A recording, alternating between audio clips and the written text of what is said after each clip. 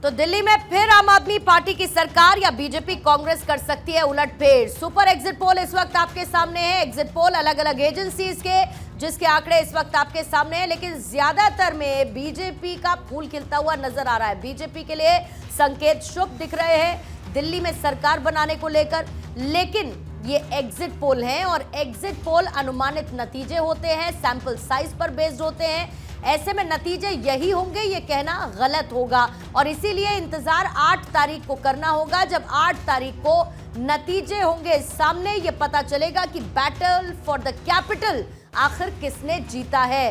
पोल जारी का इस वक्त आंकड़ा आपके सामने है। इसके बाद जेवीसी पोल्स, जो कि आम आदमी पार्टी को 22 से 31 सीटें, बीजेपी को 39 से 45, कांग्रेस को 0 से 2 सीटें। जेवीसी पोल्स दे रहा है अपने आंकड़े, अपने नंबर्स एनालिसिस में। पीपल्स इनसाइड आम आदमी पार्टी को 25 से 29 सीटें, बीजेपी 40 से 44, कांग्रेस 0 से 1 जाते हुए और अन्य के खाते में 0।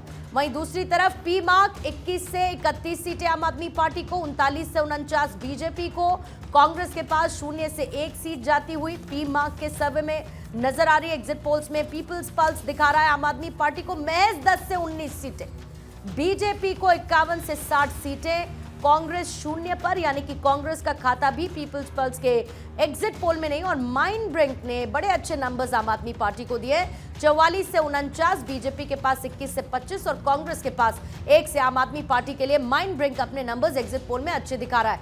वहीं भारत 24 का जो सुपर एग्जिट पोल है, सबसे पहले आपको वो बता देते हैं। आम आदमी पार्टी को भारत 24 के सुपर एग्जिट पोल में 26 से 34 सीटों का अनुमान है, बीजेपी को 36 से 42 सीटों का अनुमान है, तो कांग्रेस को 0 से 1 सीट मिलने का अनुमान भारत 24 के सुपर एग्जिट पोल में इस वक्त नजर आ रहा है। हालांकि आम आदमी पार्टी की प्रतिक्रिया आ चुकी है। सौरभ भारद्वाज कह रहे हैं कि सभी एग्जिट पोल्स गलत साबित होंगे, ये कह रहे हैं वो, क्योंकि जाहिर बात है कि उनके पक्ष में जाते हुए नजर नहीं आ रहे हैं। लेकिन उन्हीं की बात को आधार रखते हुए ये सिर्फ एग्जिट पोल है, यानी अनुमानित नतीजे हैं। नतीजे क्या होंगे उसका पता 8 तारीख को चलेगा, जिस दिन दिल्ली के रिजल्ट सबके सामने होंगे। लेकिन सुपर एग्जिट पोल में बीजेपी को बढ़त मिल रही है, कांग्रेस तीसरे नंबर 0 से 1 सीट जा रही है और वहीं आम आदमी पार्टी दूसरे नंबर की पार्टी बनती हुई नजर आ रही है। इधर प्रवेश वर्मा कह रहे हैं कि निश्चित तौर पर 8 तारीख को बीजेपी की सरकार बनेगी। हमारे साथ बीजेपी के प्रवक्ता आरपी सिंह साहब अभी 8 से 9 के इस पूरे चर्चा में जुड़ चुके हैं। संजीव कौशिक जी, आम आदमी पार्टी के प्रवक्ता, स्टूडियो में हमारे साथ मौजूद हैं। साथ ही राम कृपाल सर, वरिष्ठ पत्रकार के तौर पर स्टूडियो में हमारे साथ मौजूद हैं। आप सभी का बहुत बहुत स्वागत करती हूँ। आरपी सिंह सर, आप ही के साथ शुरुआत करते हुए, शुभ संकेत एग्जिट पोल में इंतजार करेंगे या चेहरे पर खुशी बरकरार बीजेपी के लिए दिल्ली के चुनावों के मद्देनजर? मैं तो पिछले एक हफ्ते से कह रहा हूँ कि हमारी लगभग 45 सीटें आ रही हैं, जो मेरे को समझ में आ रहा था उसके अनुसार 45 सीटें भाजपा की आ रही हैं। आपका एग्जिट पोल अब क्या कह रहा है या एग्जिट पोल क्या होगा वो समय की बात है, परंतु मैं आपके साथ 8 तारीख को दोबारा बैठ जाऊंगा। भाजपा अपने दम पर सरकार बना रही है और लोगों ने भरपूर आशीर्वाद दिया, क्योंकि 10 साल की जो एंटी इनकम्बेंसी है, जो सरकार का नकामापन था आम आदमी पार्टी का, जो भ्रष्टाचार के मामले थे, वह सर पर चढ़कर बोल रहे हैं और लोग इस बार खुलकर अपना मत भाजपा को दे रहे हैं। उन्होंने देख लिया कि 10 साल इस प्रकार की सरकार जो बार बार केंद्र के साथ टक्कर लेती है और बार बार झगड़े करती है, उससे अच्छा ऐसी सरकार लाए जो केंद्र के साथ मिलकर दिल्ली के अंदर एक अच्छी सरकार दे सके, जिससे दिल्ली आगे बढ़ सके। लेकिन आधारित, आदिति, इसी सवाल को मैं चाहूंगी कि आप कंटिन्यू करें। आधारित पिछले एग्जिट पोल्स जिस तरीके के रहे हैं, जाहिर बात है कि आम आदमी पार्टी तो सीधे कह रही है कि पूरी तरीके से गलत साबित होंगे। देखिए, वो तो नॉर्मल पॉलिटिकल पार्टीज के अनुसार जब नतीजे नहीं आते हैं, आंकड़े नहीं होते, तो उसका यही मानना होता है। और फिर अगर हम पुराने, चाहे 2015 का, 2020 का भी एग्जिट पोल देखें, उस लिहाज से जब 35 सीट कहा गई थी तब 62 सीटें आई थी। तो जाहिर तौर पे आम आदमी पार्टी अभी अपना खुद का एनालिसिस भी कर रही है और उसका खुद का जो सर्वे है उसमें वो 37 से 42 के बीच में आ रही है, ऐसा उनका मानना है। और उन्होंने चुनाव के इस पूरे दौरान में कम से कम 6 से 7 सर्वेज अपने कराए थे। कल शाम तक भी उनका एक सर्वे हुआ था। इसे जाहिर तौर पे अब जब क्योंकि वोटिंग पूरी हो चुकी है तो आज रात भी वो एक्सरसाइज कर रहे हैं कि किस तरह की स्थिति है, क्या है। तो उनको आपको याद होगा अरविंद केजरीवाल जी ने कहा था कि मैं एक डेटा भी कलेक्ट कर रहा हूँ कि कितनी मशीन में कितनी बैटरी रह गई थी, कितना तमाम क्या चीज़ें रह गई थी। तो जाहिर तौर पे ये दोनों चीज़ें हैं, एक तो एंटिसिपेशन भी है कि भाई ऐसा कुछ नहीं है, दूसरी बड़ी बात है कि एक विश्वास है कि नहीं हमारा जो सर्वे है 37 से 42 तक का वो रहेगा। लेकिन सबसे बड़ी बात आप देखिए, हम बात केवल बीजेपी और आम आदमी पार्टी कर रहे हैं। अभी जब बीच में ब्रेक पे गए थे भारत 24 पे, तो मैंने कांग्रेस के वॉर रूम में कॉल किया। तो सबसे रोचक बात है कि जिस कांग्रेस ने ना तो कुछ खोया ना कुछ पाया, वो ये मान रही है, अंदर उनके बिल्कुल जश्न का माहौल है। और उसने एक बहुत खास बात उन्होंने कही, जो दिल्ली टीम के बहुत सीनियर व्यक्ति हैं, उन्होंने कहा कि पिछले लंबे समय में एक अजीब सा ट्रेंड चल पड़ा था। कांग्रेस एक सबसे पुरानी पार्टी थी और राष्ट्र पार्टी है, लेकिन जो जितनी रीजनल पार्टीज हैं, भले इंडिया अलायंस में हो, वो हमको ट्रीट करती थी बार्गेनिंग की तरह। बार्गेन कर दिया, साइडलाइन कर दिया, और फिर चाहे गुजरात हो, अलग अलग जगहों पर आम आदमी पार्टी ऐसे ट्रीट करती थी जैसे कि आपका तो वोट बैंक ले ही लेंगे अगर हमको आपने ढंग से एडजस्ट नहीं किया तो अभी इस समय जब हम बात कर रहे हैं, तो कांग्रेस वॉर रूम में यही चर्चा हो रही है कि हमने खोया या पाया कुछ हो या नहीं हो, लेकिन हमने अपना सम्मान, और ये रीजनल पार्टीज को बता दिया कि अगर आपने हमसे सम्मान से नहीं रहे आप, तो हम आपका खेल, लालू जी को ही बता दिया कि बिहार में बिगाड़ सकते हैं, और अखिलेश जी को भी बता दिया कि हम उत्तर प्रदेश में बिगाड़ सकते हैं, और अरविंद केजरीवाल को तो जो मैसेज देने की कोशिश की थी, फिलहाल इन आंकड़ों के लिहाज से वो मान रहे हैं कि वो मैसेज चला गया है। और ये ताजा बात अभी बात और संजीव जी, यहाँ अगर पूरे तरीके से देखा जाए तो क्या लग रहा है आपको, या आम आदमी पार्टी हारी है, बीजेपी जीती है? क्योंकि मोस्ट ऑफ द केसेस ऐसा लग रहा है कि अपनी ही चीजों को आगे रखकर, वो अलग अलग मुद्दे थे जैसे यमुना वाले, एजुकेशन वाले, जो हमने पहले भी डिस्कस किया है, तो ये कहा जा रहा है कि भाई देखिए बीजेपी जीत नहीं रही है, यहाँ आम आदमी पार्टी हार रही है, अगर यही आंकड़े रहे तो। देखिए अभी दादी की मूछें निकलने दीजिए, फिर दादाजी कहेंगे, फिर अभी तो रिजल्ट आना बाकी है ना, अभी इतना अधीर होने की इसीलिए मैंने कहा कि अगर ये आंकड़े सही होते हैं तो मैंने कहा कि इससे पहले के जो आंकड़े हमने देखे हैं, एग्जिट पोल देखे हैं, हरियाणा में देखे हैं, महाराष्ट्र में देखे, अब की बार 400 पार वाले आंकड़े हमने देखे। हम तो ढूंढ रहे होंगे एग्जिट पोल करने वाला कोई आदमी हमसे मिले, हमारे आमने सामने आए तो उससे बात करें। हम शर्म होती तो दोबारा कराता नहीं, लेकिन फिर भी ये दूसरा नाम बदल के आते हैं और करते हैं, ये खेल चलता है, इससे कोई फर्क नहीं पड़ने वाला है। लेकिन ये बात फिर तो सर हरियाणा का भी आप जिक्र कर लीजिए, यही तो कहा जा रहा था कि बीजेपी हार गई, आई ना। मैंने कहा कि कोई आप सिर्फ लोकसभा चुनाव देखकर क्या विधानसभा चुनाव हम एग्जिट पोल के विश्वसनीयता की बात कर रहे हैं कि इसका कोई मायने नहीं है। पर संजीव एक चीज है, घर की बात, घर में आप ये तो मान रहे हैं ना कि कुछ तो है जो डिस्कनेक्ट हुआ है जनता के साथ। आप सरकार बना लेंगे चलिए, लेकिन 62 नहीं बना पाएंगे, ये तो मान रहे हैं ना। देखिए तीसरे टर्म की सरकार 10 साल लगातार, जब मोदी जी एंटी इनकम्बेंसी से नहीं बच पाए, तो आम आदमी पार्टी तो महज 12 साल उम्र है इस पार्टी की। और आप ये कह रहे हैं कि मोदी जी नहीं कर पाए तो अरविंद केजरीवाल क्या चीज़ है? नहीं, मैं दूसरी बात कह रहा हूँ, लेकिन उसके बावजूद मोदी जी ने सरकार बनाई।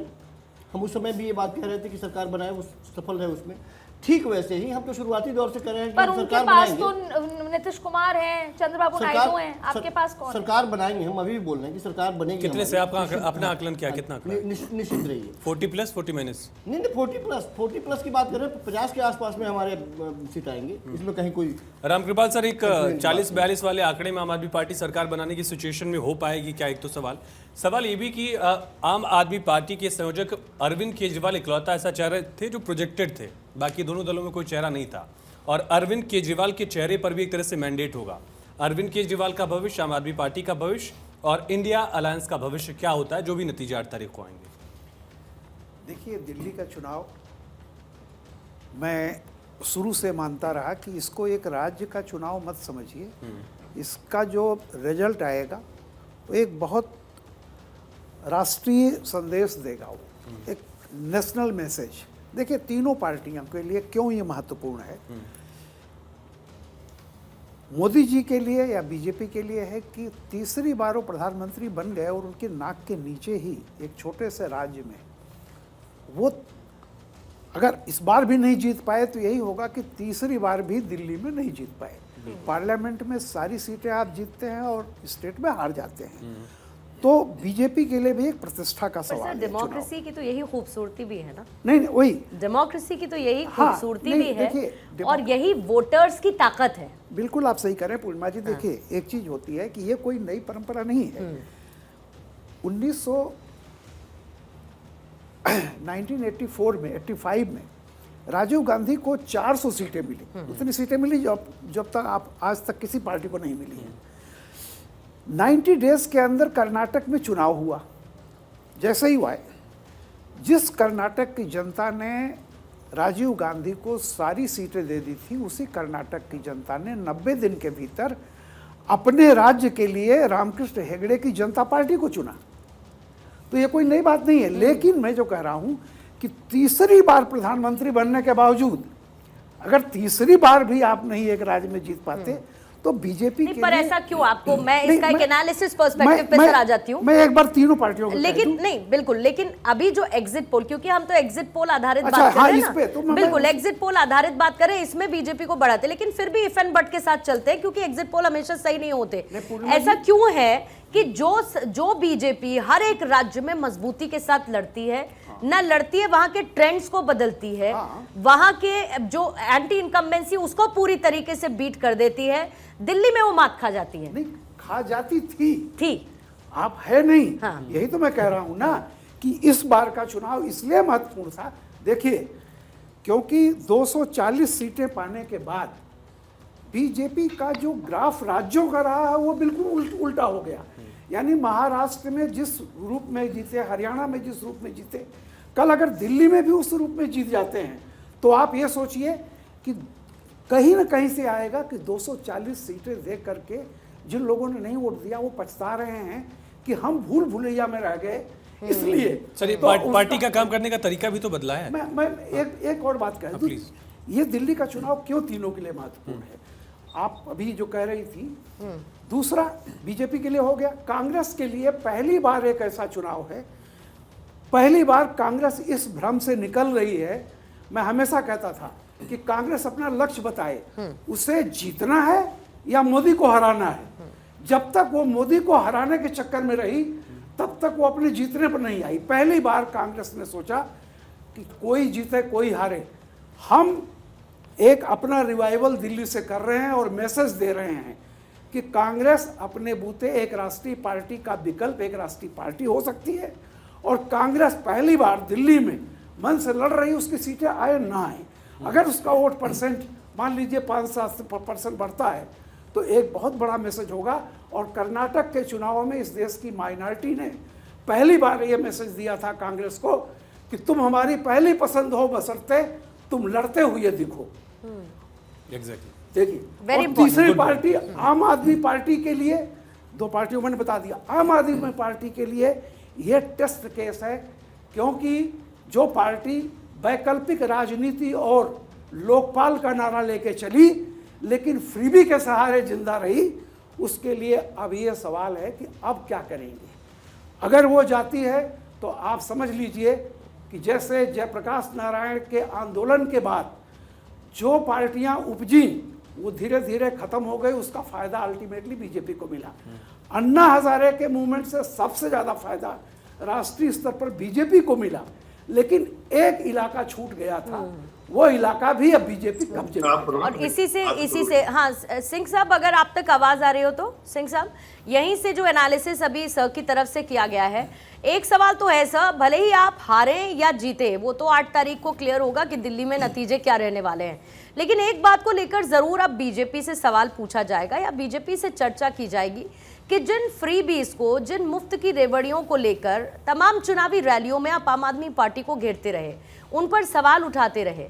प्रधानमंत्री मोदी हमेशा एक लंबी लकीर खींचने के लिए सर जाने जाते रहे हैं, लेकिन इस बार क्या दिल्ली का दंगल आपके लिए इतना महत्वपूर्ण रहा, डू एंड डाई की सिचुएशन रही कि हमको भी फ्रीबीज का ऐलान करना पड़े, हमको भी तमाम मुफ्त की घोषणाओं का ऐलान करना पड़े, लेकिन हमको ये चुनाव जीतना है? तो ये सवाल पूछा जाएगा, फिर आपने लंबी लकीर कैसे खींची, आम आदमी पार्टी से अलग कैसे? पूर्णिमा जी, हमने लंबी लकीर ऐसे खींची है कि हमने तय किया कि हम हमारे यहाँ रहते हुए भ्रष्टाचार नहीं होगा। जिस प्रकार से एक्साइज पॉलिसी में भ्रष्टाचार हुआ, जिस प्रकार से टीटीसी में भ्रष्टाचार हुआ, आज दिल्ली को आज 15,000 बसें चाहिए, 15,000 बसें, कुल मिलाकर 7200 बसें हैं। क्यों नहीं बसें, और उसमें भी 1900 बसें प्रधानमंत्री मोदी ने दे रखी हैं, क्यों नहीं बसें बढ़ पा रही? क्योंकि भ्रष्टाचार है वहां पर। दिल्ली एयरपोर्ट कोई 73,000 प्रॉफिट की कंपनी थी, आज 700 करोड़ के प्रॉफिट की कंपनी थी, आज 73,000 घाटे की कंपनी हो गई। आज दिल्ली में पीने का पानी नहीं मिल पा रहा लोगों को। तो ये जो भ्रष्टाचार वाला पार्टनर है, इसको हमने साफ करना है। ये हमारी लाइन लंबी होने वाली है और ये तय है कि जो उनकी रेवड़ी आपके लिए जन कल्याणकारी कैसे हुई सिंह साहब? उनका जो रेवड़ी कल्चर था जिसका नारा आप ही ने दिया, वो आपके लिए जन कल्याणकारी योजनाओं में कैसे तब्दील हो? आपने नया लिफाफा लगा दिया उस पर। बोलिए सिंह साहब, बोलिए। वो जन कल्याणकारी इस प्रकार से है कि जिसको टारगेटेड है उसको डिलीवर हो रही है, नहीं हो रही है। अगर आपने मोहल्ला क्लिनिक खोला, मोहल्ला क्लिनिक के अंदर 65,000 टेस्ट नकली पाए गए। और ये मैं नहीं कह रहा, ये क्राइम ब्रांच ने मुकदमा दर्ज कर रखा है नकली टेस्ट का। यही अगर मोहल्ला क्लिनिक के अंदर टेस्ट भी हो और वहां पर आपका एक्सरे भी हो, वहां पर आपका MRI भी हो, तो मोहल्ला क्लिनिक का तभी तो लोड कम पड़ेगा ना हॉस्पिटल के ऊपर। आपने मोहल्ला क्लिनिक खोल दिया नकली दवाई के लिए और नकली टेस्ट के लिए। 3 बच्चों की मृत्यु हुई मोहल्ला क्लिनिक की दवाई से। स्कूलों के नाम पे आपने कहा स्कूल बनाएंगे, एक नया स्कूल, मैं वापस कह रहा हूँ, एक नया स्कूल बता नहीं सकते। क्लासरूम बनाए और क्लासरूम में भी घोटाला किया, तभी तो 10वीं 9वीं और 11वीं के 1.5 लाख बच्चा हर साल ड्रॉप आउट हो रहा है। अब उनका भविष्य क्या है, अधिकार में है या नहीं है? आप अपनी तरफ से एजुकेशन पॉलिसी की बात करते हैं। आपकी अगर हेल्थ पॉलिसी इतनी अच्छी थी तो राघव चड्ढा जी को अपनी आंख का ऑपरेशन कराने लंदन जाना पड़ा, यहाँ तो नहीं कराया। सिसोदिया साहब के बच्चे किसी सरकारी स्कूल में पढ़े, जब तक वो मंत्री थे तब तक उनके बच्चे प्राइवेट स्कूल में पढ़ रहे थे। तो आप एग्जाम्पल सेट करिए ना, कौन रोक रहा है आपको? ठीक है सर, पॉइंट टेकन। और क्योंकि आपने उदाहरण की बात की तो एक बात का बस जिक्र करते हुए फिर एक ब्रेक की तरफ जाएंगे, क्योंकि आदित्य, उदाहरण की जब भी बात कही जाती है तो उदाहरण फिर ऐसे भी निकलेगा कि अगर दिल्ली में फ्रीबीज की पॉलिटिक्स सक्सेसफुल जो अरविंद केजरीवाल के समय पे देखने को मिली, बीजेपी जीतती है, तो अगर वो भी सक्सेसफुल होती है तो आने वाले समय में क्या राज्यों में यही फ्रीबीज पॉलिटिक्स चलेगी? और अगर फ्रीबीज पॉलिटिक्स चलती है तो ऐसे में देश पर एक आर्थिक भार किस हद तक पड़ेगा और क्या देश उस आर्थिक भार को लेने में सक्षम खड़ा हुआ है? इस पर जरा इलैबोरेटेड एक चर्चा करेंगे।